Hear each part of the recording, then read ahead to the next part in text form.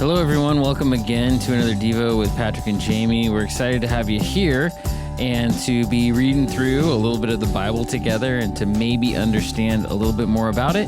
And today I'm excited because we're going to talk about something that I have done maybe like almost no research on. I mean, this is going to be like kind of a little bit of a newer thing to me. And it's something I know. It's something that I know about. And have read, but haven't done specific research. We're kind of coming at it at a different angle. So, Patrick, what is it we're talking about today? Well, I'm going to tell you, I'm in the same boat. So, hey, if you happen to be an expert on what we're going to talk about, please let us know. We'd love to have you on the show sometime. But we're going to talk about the Ark of the Covenant. There we go. Bam. Patrick, who is an expert on the Ark of the Covenant? Who? Indiana Jones. Oh, never seen that. I mean, Raiders of the Lost Ark. That's like the first movie is just about trying to find the Ark of the Covenant. So, Hey, if Indiana Jones, we should call Harrison Ford and see if we can get him on the show. That sounds like a great plan. Last week we talked about the Ark as in the giant boat. And this week we're going to talk about the other Ark. Interesting that they both have the same name. Don't know what's up with that, but let's dive into the scripture and maybe we'll get some insight. We're going to read out of Exodus chapter 25 today, and we're going to read verses 10 through 22. So if you're going to follow along, hit pause, open up your Bible. Exodus 25 should be on page like 70. I'm just kidding. I have no idea what page it's going to be on in your Bible. That was a good joke, but that was a pretty good joke. Open it up and follow along. Have them make an ark of acacia wood, 2.5 cubits long, 1.5 cubits wide, and 1.5 cubits high. Overlay it with pure gold, both inside and out, and make a gold molding around it. Cast 4 gold rings for it and fasten them to its 4 feet, with 2 rings on one side and 2 rings on the other. Then make poles of acacia wood and overlay them with gold. Insert the poles into the rings on the sides of the ark to carry it. The poles are to remain in the rings of this ark. They are not to be removed. Then put in the ark the tablets of the covenant law, which I will give you. Make an atonement cover of pure gold, 2.5 cubits long and 1.5 cubits wide, and make 2 cherubim out of hammered gold at the ends of the cover. Make 1 cherub on one end and the second cherub on the other.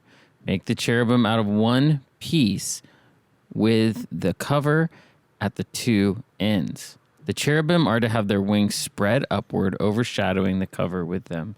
The cherubim are to face each other, looking toward the cover. Place the cover on top of the ark and put in the ark the tablets of the covenant law that I will give you. There, above the cover, between the 2 cherubim that are over the ark of the covenant law, I will meet with you and give you all my commands for the Israelites. The word of the Lord. Thanks be to God. And the Lord talking in this passage. That's right. That is kind of a good thing to pay attention to. God's like just saying it straight up, right? I kind of like that about Exodus. God's like, okay, hey, here's what you do, right? Yeah. It's not like, hey, you should kind of do this, or maybe you should think about this, or maybe you should maybe God gives you a feeling to do something. Here in the Exodus, it's like, no. Hey, make this ark. Yeah. Go do it. Yeah. There it is. And thinking about what it looks like, man, it sounds beautiful. It sounds intense. It sounds kind of heavy. The measurements were in cubits again. And so the conversions for those it was about 3 3/4 feet long and about 2 1/4 feet wide and about 2 1/4 feet high. And it was made of solid wood and then overlaid with gold. And then it had rods that were put in the sides and to carry it. And then it had this giant, crazy looking thing on the top, which sounds absolutely crazy, hammered out of gold. And it had rings on it and stuff like that for the poles to go in. So thinking about it, it was designed to carry, and it was probably heavy.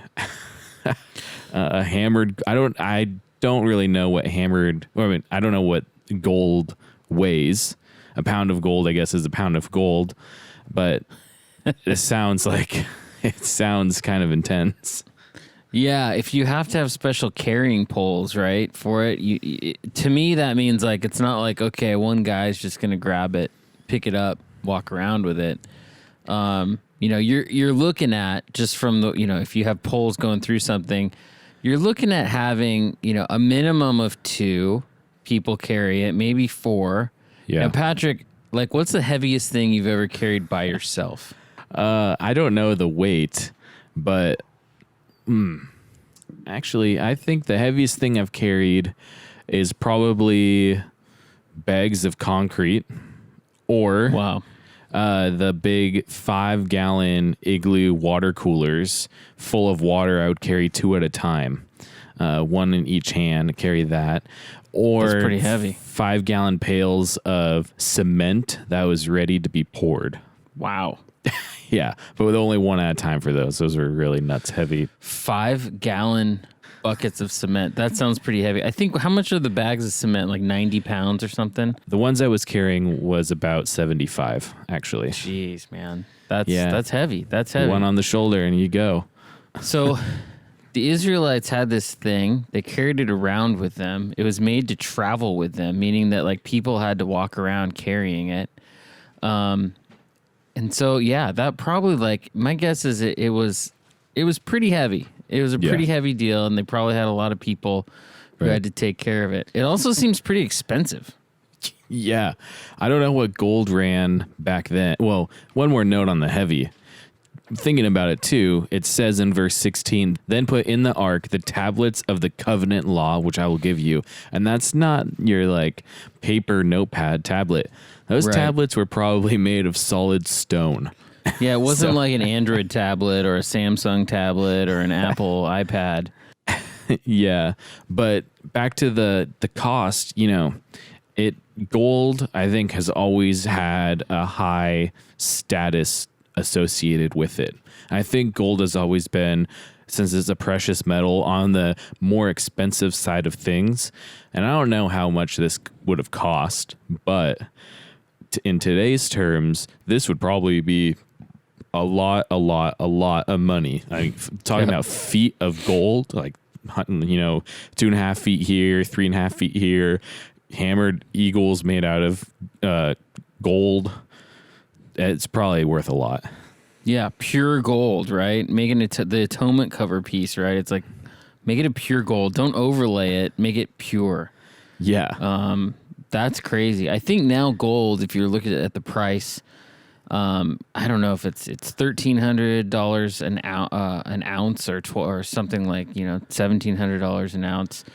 And it kind of fluctuates or whatever, but a pound of gold, and my guess is that this thing probably had, multiple pounds of gold.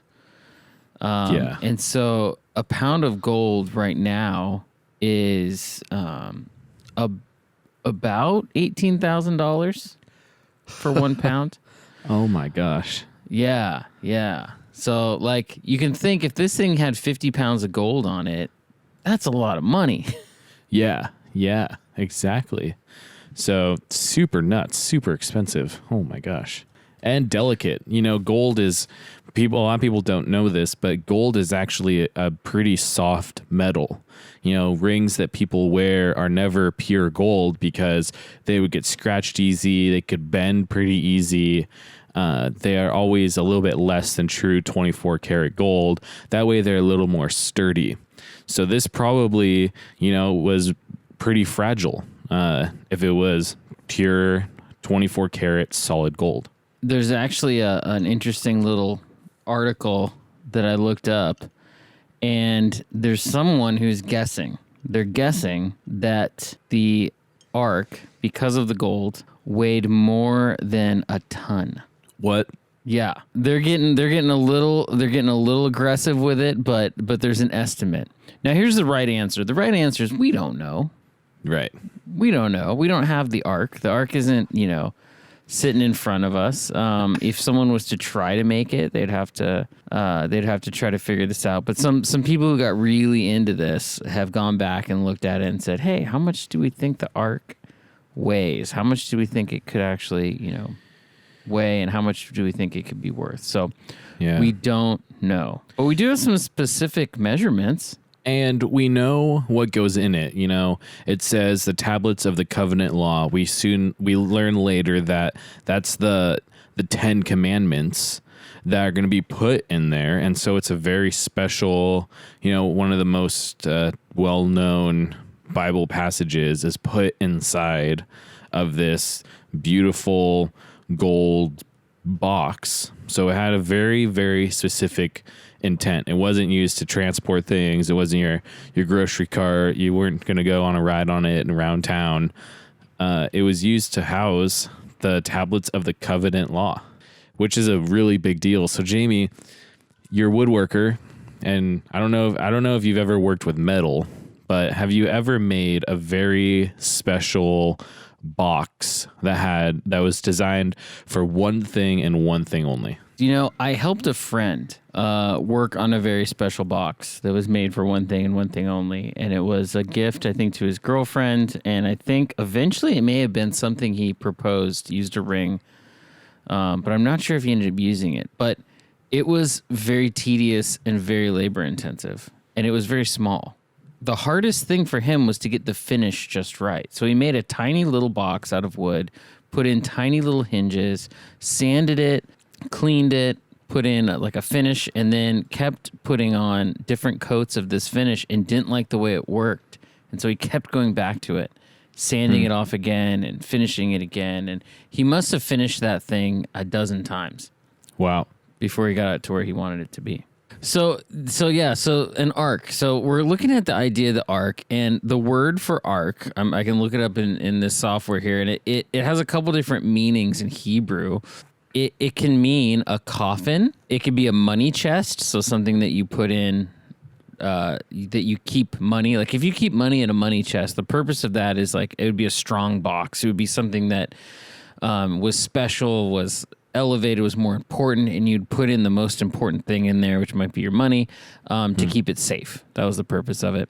Mm-hmm. And then the word specifically can mean the Ark of the Covenant because it's referred to that way. So the word is used in a couple different ways, but I think that's interesting that it could be a coffin, it could be a money chest, or it could be the Ark. Now, all of those three things are important to people. And they're important to people because there's something you put something very significant, very special in. Something that's really, really important. Yeah. And so, obviously a coffin, you put something important in and then you bury it and never, look at it again. That's a little creepy and talk about coffins, but, it is something that's important. And then when you go to a money chest or you look at something like a chest that you would put something important into, it's really for saving something for later and for keeping something protected and putting something that's really important. So if you think of like a cash register, right? I don't know about you, Patrick, but sometimes when I get real bored and I'm on the internet looking at videos, occasionally you'll see videos of people who are trying to rob like liquor stores, and they'll try to grab either the ATM or they'll, back their truck up and like throw a rope around an ATM and try to drag it out of the store. Yeah. Or they'll try to grab the cash register and run away with it. And a lot of these criminals will do this, and they'll try to get into it. And people I even saw a video recently of someone trying to protect their cash register because it had their money in it, and I think, man, I wouldn't, I'd be like, whoa, take the cash register and leave. I wouldn't really be all into fighting for it. But it's interesting to me that we have in our daily lives, we have these boxes where we put special things into that are most important. And they're things that I think either have high value to us because of money, or sometimes we have boxes, and maybe you have one of these in your garage where it's like your keepsakes, the things that you don't ever want to forget. Right. And so you'll put those into a special box and you'll put them up maybe on a high shelf where they won't get wet or damaged. And you don't necessarily get into them all the time, but occasionally you can go back and look in and say, oh yeah, I remember that, card that someone wrote to me. Or, maybe you have when you graduated high school, you have your little tassel that has the year on it. From your hat, you might put that in the special box, or maybe there's a special ring or a special. For me, actually, I'll just tell you what mine is. I have a special pocket knife, Whoa. and my uncle was a pilot and would fly up in Alaska, and he did salmon spotting. So these big companies that would try to catch all the salmon, he would fly little bush planes with pontoons on them. He would fly his plane around, he would see salmon, and then he would radio it in and say, here's where the salmon are. Wow. And he had landed on a little bush runway in Alaska, and on the middle of the runway, he found this tiny little pocket knife. And he picked it up, and he gave it to me. And it was the only thing he ever gave to me in my knowing him. And so he engraved my name on it and gave it to me. And so I thought, this pocket knife is more special than the $5 one I bought at Walmart, right? Yeah. This one has a little bit of a higher value. So I tucked it away and I put it away in a box. I have a little box, my little Ark, that sits up on a shelf of things that are special. Patrick, what about you? Do you have anything that's special, like a box like that, or a? Yeah, I have a little box of things like that. It's mostly little things that I've gotten from my grandparents. I have the first computer that I ever built in a little box. I don't know why. It's just kind of cool to remember one of the things that I built. But as we were talking about this and thinking about it, what came to mind actually is my old Bible that I used to use, and it was the Bible that I used when I was in high school. And I remember, you open it up and there's all sorts of like little like papers and notes and stuff like that. And I was like, wow, my old Bible is kind of like a collection of, it's like kind of like my Ark. It's a collection of things I wanted to keep. It's, prayers and notes and ideas and papers and photos of people and specific pages. And that's like something that's really cool. And I think that a lot of other people kind of have something similar like that in their Bible of, special thoughts or ideas and stuff like that. But it's also cool because it's like the Ark is a place for special things. All of the text in the Bible is something that's sacred, and it's still alive, and it's very special if you choose to really believe it like that, because it's the way of life, and it's like a guidebook to life, and it's so important and essential in so many ways, in every single way to life. And it's kind of like the outside frame of the Bible is kind of like the Ark itself almost.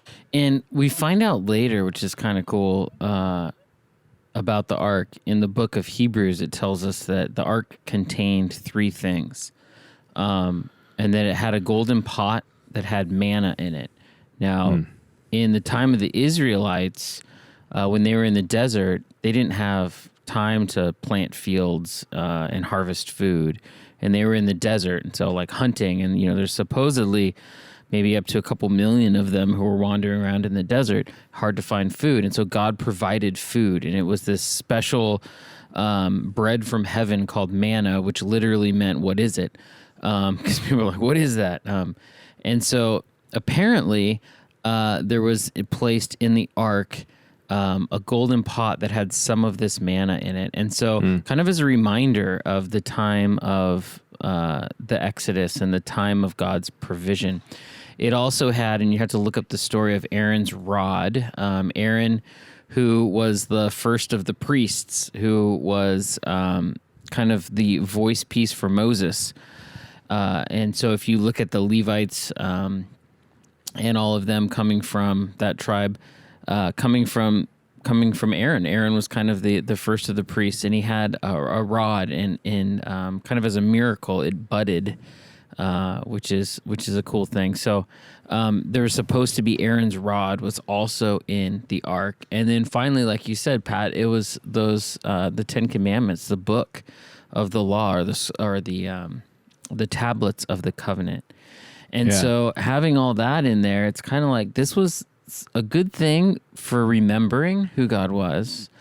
And it's also things that are in some ways timeless, right? It's kind of like these things are important. It's important to remember. And so I think what's cool, and much like, I think everyone has a little box somewhere in their life, or a place where they keep the things that are most important to them that they don't want to lose. And I think, the ark was like that for the people of Israel. And what's cool is the ark can be like that for us. And like you said, looking at God's word, looking at the tablet of the covenant, meaning reading the Bible, going back and looking at Genesis, Exodus, Leviticus, and the Old Testament all the way through the New Testament, we have a chance to see God's faithfulness in the whole story. And what's cool, too, is the ark is even mentioned in the last book of the Bible, in Revelation.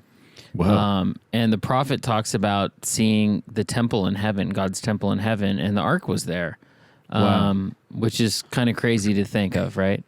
And so historically, I think, there's this epic scene, and if you ever watched Indiana Jones and Raiders of the Lost Ark, the final scene of the movie, I'm just going to be a spoiler here, so if you haven't seen it and you want to, hit pause.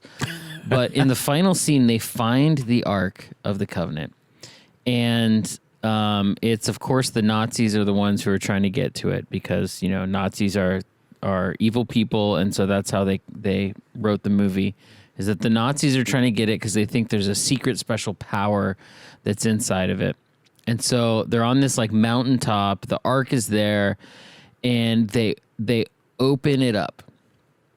And when they open it up, they go in to try to see what's inside, thinking there's some special power or some highly valued thing. And all that's inside is sand. And then the next thing you know, this is in the best special effects from the 80s. These ghost things fly out of the ark and kill everyone. I'm not even making this up. This is in the movie. Yeah, they fly around, and the most evil Nazi, his face melts with what looks like claymation, kind of. I mean, it's really poorly done, but it was as good as they had back then. But of course, the hero closes his eyes, and therefore somehow he's saved from it. So for a long time growing up, I always thought, oh man, the ark must be some special, powerful thing that has secret God powers in it and must be respected and revered. And I also thought at the end of the movie, the ark ends up being taken away and kind of lost in a giant sea of a storage room. I mean, it looks like an Amazon shipping warehouse where nothing's labeled, and the ark gets put in a box and pretty much kind of lost forever. But what's interesting about the ark is maybe there is something special about it. For the people of Israel, the ark was put in the Holy of Holies. It was the most holy place, the most sacred place, the most important place. It was only entered into once a year by tradition. And the ark was to sit there, and it said that the presence of God, where God was sort of between these cherubim or these angels that were at the top, and that the ark was God's footstool into the world. And so it was a significant piece that was holy to the people of Israel. But what's crazy now is that we don't have an ark. Yeah, it seems like the ark is the only item that was not human that has gone to heaven. In Revelation, like you said, it was seen in heaven when the temple of heaven was opened. It might be the only, and I don't know, you might know more about this than me, but I think it might be the only item that has ascended to heaven. I haven't thought about that. But that might be a total shot in the dark. So I don't know. Maybe, that might be worth something looking into. What have we seen that's in heaven that that we Yeah. know is a specific item here on earth that made it into heaven. That's an interesting thought. You know, some scholars throughout the years have looked at this idea of the ark being gone and thought, well, why wouldn't we have it? And what is the significance? And some people would say, well, once we have Jesus, you know, Jesus is the ultimate lawgiver. Jesus is the ultimate priest, and Jesus is the bread from heaven. Therefore, we don't need the ark because we have Jesus, and Jesus is far more precious than any material possession. And we don't. And Jesus has decided not to live in a temple. God doesn't live in, you know, a building built by human hands. God lives inside of us, which is kind of cool. So you, and this is kind of cool, you and me and everyone who believes in Jesus, we're like a little ark. Nice. And inside of, isn't that kind of cool? And inside of us, God lives. And so that's kind of a cool thought, right? That God thinks that we're so special that we would be able to house the Holy Spirit. Well, thank you for joining us on this journey. I hope you have a great rest of your day. Bye, everyone.